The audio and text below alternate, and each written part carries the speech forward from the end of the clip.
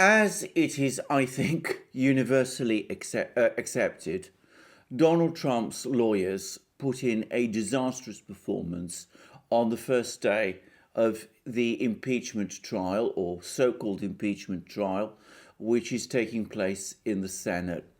Indeed, it was painful at times to watch as these two lawyers, obviously unprepared and apparently out of their depth in constitutional arguments, managed to make the worst of an excellent case. Having said that, it's important also to say that one consequence of this disastrous failure by Donald Trump's lawyers to respond to the arguments which were being made by the House impeachment managers is that bad arguments were allowed to go unanswered.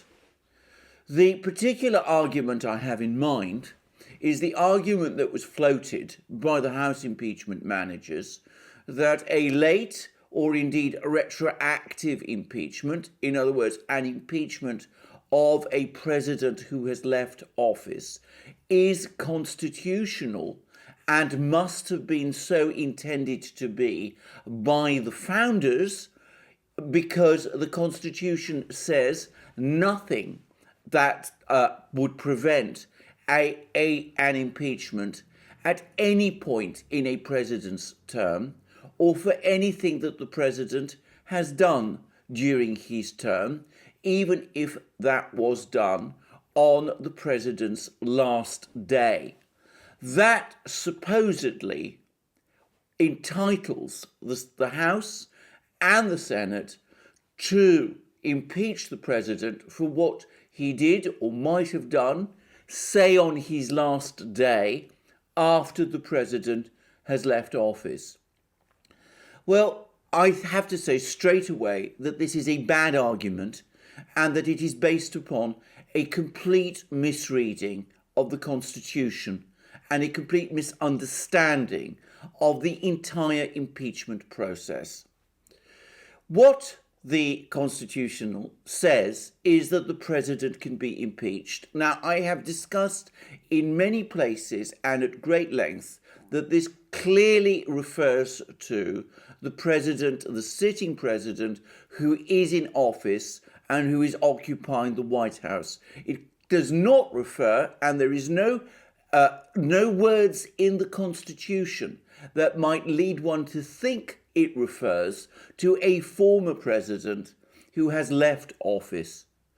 But can the House, and indeed Congress, impeach a president for things that president has done on his or her last day? The answer obviously is yes, and this is how it can be done, and this is clearly what the members, the founders, when they drew up the Constitution, intended. Let's imagine on the face of it, very improbable scenario. On the last day of, or shall we say, the penultimate day before the president is due to leave office, the president, having had his term expired, goes on national television, announces that, so far as he is concerned, his elected successor is an unsuitable person to be president of the United States, and that Congress, which has certified that person's election, is indeed complicit in actions which are unlawful and unconstitutional and in some form treasonous to the United States. Let us assume that the president then were to say that he intends to remain in office and that he intends to dissolve the Congress of the United States, even though having no power in the Constitution to do so. Let us say that the president were to go still further and to say that if Congress rejected his demand for dissolution, he would deploy the army, the military, in order to disperse Congress, which he would say were remaining in session unconstitutionally. And let us say further and finally and beyond that, that the president was in that same address to say that he was abolishing the Constitution of the United States, deeming it no longer fit for purpose, and would then hold a national referendum at which he was to present an alternative constitution for the United States and seek in that referendum for that constitution to be voted in the place of the existing constitution. Well, I have to say straight away that I cannot imagine any such fantastic scenario ever taking place in the United States. I would say straight away that the president's advisors would almost certainly rebel against such an improper and extraordinary set of unconstitutional actions. And I would also say that I cannot conceive of a situation where the US military would obey such utterly irresponsible and plainly unconstitutional and indeed illegal orders. However, it's perhaps worth pointing out that things like that do happen in other countries. In 1993, Boris Yeltsin, the elected president of Russia, conscious of his unpopularity in the country, conscious also of grave disagreement across the country and in the country's parliament against his economic policies, and aware that his support in the parliament had collapsed, did go on national television and did announce, contrary to the constitution, that he was dissolving parliament, notwithstanding that he had no power to do so. Moreover, when the parliament refused to be dissolved, he did in fact send the military to disperse it. I would add that he had, in doing all those things, the unstinting support of the then President of the United States, Bill Clinton. Now, I'm not saying that anything like that could happen in the United States. In fact, I cannot believe that it would.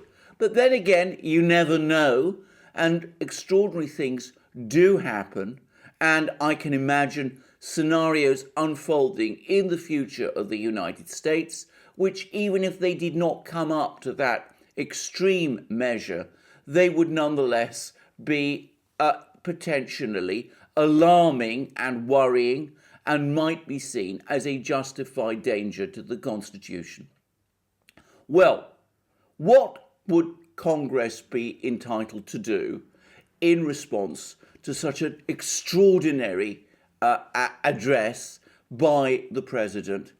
Well, of course, Congress would perceive a danger and a threat from him and would be entitled and would undoubtedly proceed to impeach him.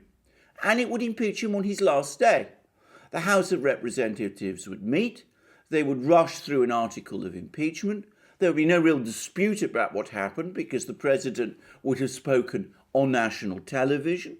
The Senate would then convene immediately. There would be a rapid trial, and the president would be impeached and disqualified from holding office again. All of that could be done very fast, and it would be done in such a situation because a president acting in that way would have created a genuine national emergency in which it was imperative to remove him from office because he was clearly posing a threat to the Constitution and to the democratic and constitutional order of the United States. No one would deny, I would not deny, that such urgent steps taken by Congress in such a situation would be fully constitutional and fully legal and would be in conformity with the intentions of the founders. However, that's not the scenario we are looking at the moment. What happened on the 6th of January was appalling and outrageous, but bear in mind, there were 2 weeks before the new president was due to be inaugurated, where the existing president, who was then Donald Trump, was still in office. The House of Representatives did not act immediately to impeach the president, who was Donald Trump, in respect of what happened on the 6th of January. In fact, and in my opinion, they were right to do so, because there was no emergency that required an immediate impeachment to take place. But having said that, it's perhaps important to add that some members of Congress, including House Speaker Nancy Pelosi, did talk about an imminent threat to the Constitution. But she did not move by way of impeachment. She instead went up this bizarre goose chase or garden path of trying to have Donald Trump removed from office via the 25th Amendment, an utter non-starter and one which Vice President Mike Pence rapidly and completely shot down. So, the House itself did not perceive this immediate, urgent danger to the Constitution and to the United States from the sitting president, Donald Trump, at that time. Nor, it is important to say, did the leadership of the Senate. Mitch McConnell, as is known, is not happy with Donald Trump, and he did float at one point through the media apparent thoughts that he rather welcomed Donald Trump's impeachment, with the hint that he might actually support it. But in the event, he did not call the Senate into immediate session, and no Senate trial took place. There was insufficient support in the Senate for that to happen. Clearly, members of the Senate, no doubt principally members of the Republican Party, also did not perceive such an imminent threat from the president that they felt that Congress needed to be called into immediate session so as to take immediate action to protect the Constitution by exercising properly the impeachment power. The result is that there were 14 days from the events of the 6th of January until the inauguration of the new president on the 20th of January for impeachment to take place. It didn't do so. As I have said, in the fanciful and bizarre example that I have outlined, impeachment could have happened on the president's last day if both houses of Congress had been in agreement and if there had been an urgent need to do it. It didn't happen, despite there being 14 days available, not just one, because insufficient members of Congress felt that there was an urgent need to do it. And in fact, those opinions that there was no urgent need to do it were entirely right. The military, through the Pentagon, made clear that they would not obey any illegal orders, and in fact there is no evidence that any illegal orders were given or were contemplated, whether by Donald Trump as president or by anyone else in his administration. Donald Trump issued a statement saying that he would work towards a peaceful transition, and one duly took place.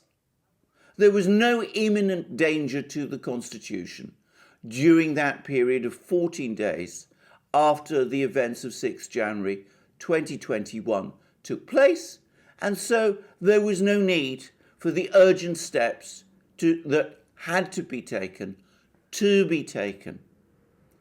And so there we are.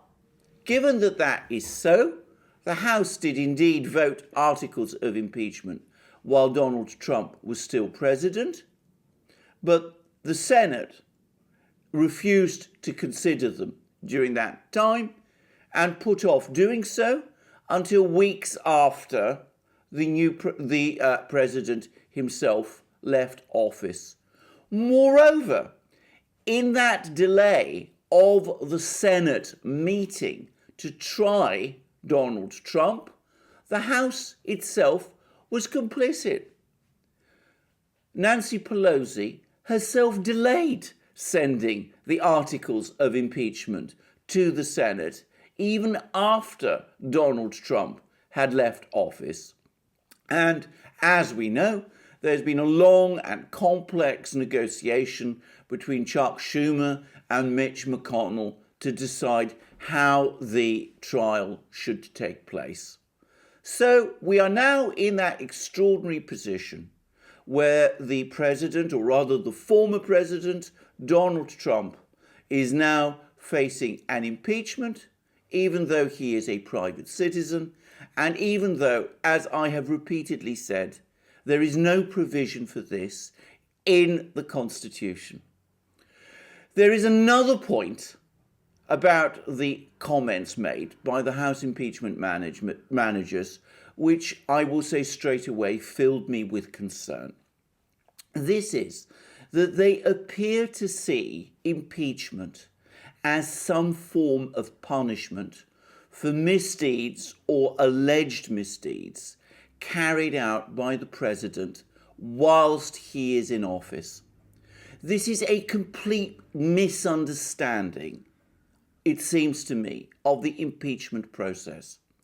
The Constitution nowhere speaks of impeachment as a punishment, and it should not be construed or understood in that way. The purpose of impeachment is to remove from office a president who is violating his oath to the Constitution and who is therefore in some way a danger to the constitutional order of the United States. It has no other purpose than that. The power to disqualify that president from holding further office again is to safeguard the Constitution in light of the fact that the president is acting and is so decided by Congress to be acting unconstitutionally and cannot be trusted to act constitutionally in the future. These are not punishments. These are steps taken to protect the integrity of the Constitution. Punishment is something which is invested in the judicial branch.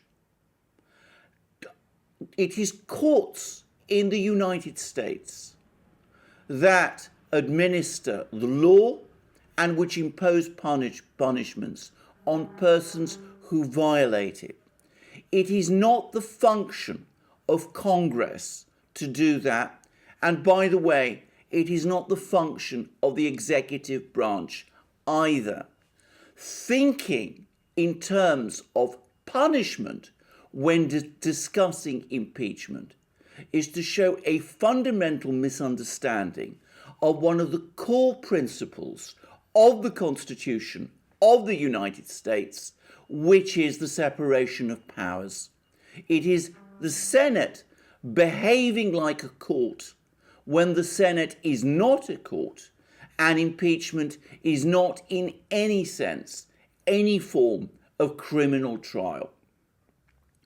These arguments, which were made by the House impeachment managers, are bad arguments.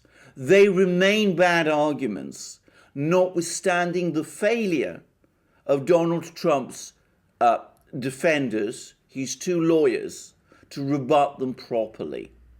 It will be a tragedy for the United States if, despite the fact that these arguments are bad and this entire process is unconstitutional, these bad and unconstitutional arguments and concepts somehow gain traction because they are not being rebutted properly. That would lead to a slippery slope in which we would see more retroactive impeachments happening as various political parties in this extremely partisan atmosphere we see in the United States become increasingly tempted to use the impeachment power, or rather I should say abuse the impeachment power, in order to knock out of contention political candidates who they see as a possible threat to them, and being conceivably successful challengers in future elections. That is absolutely not what the founders had in mind, and the United States, the Senate of the United States, should not go that way. I would add that if one has any knowledge at all of the first decades of the history of the United States, at a time when most of the founders were alive, one will know that the politics of that period were extraordinarily volatile and vivid, and all kinds of things were said and done during that time, including by people who had achieved elected office that others objected to strenuously. There was no question, however, of anyone using those things in order to justify retrospective impeachments to disqualify anyone from public office, and that never happened whilst the founders themselves were alive. I hope I have explained these points clearly, because frankly I am becoming concerned that good arguments are being lost and bad arguments are being allowed to gain traction more through incompetence and misunderstanding than because these things are being argued through properly. I take solace in the fact that 44 senators still voted on the division to say that this trial is unconstitutional. I hope that they stick to their guns and refuse to vote for impeachment, given that as this impeachment is unconstitutional, doing so would be wrong. It would also undermine the fundamental purposes and principles of the Constitution and set a disastrous precedent for the future. Thank you for joining me on this program. I look forward to having you join me on future programs on this channel. Please also join me in our main channel, the Duran, where I do programs with my great colleague and friend, Alex Christoforou. Please also join Alex on his own channel. You'll find links under this video. Please also look us up on our other platforms, BitChute, Library, Rumble, Odyssey, and the rest. And please also support us through Patreon, Subscribestar, PayPal, and of course via Bitcoin. And last but not least, please don't forget to check out our shop. Find the wonderful things that that we have there. Our amazing magic mugs. This one with the flag of Great Britain, the country of which I am a citizen, where I live. The amazing T-shirts and sweatshirts and hoodies and hats that we have there. I would remind our viewers, my viewers, that the feedback we get from people who come to their shop is stellar. People are thrilled by the products they find there. And of course, it's also a way of supporting this channel and our other channels and our work generally. And I look forward to you joining me again and wish you a very good day.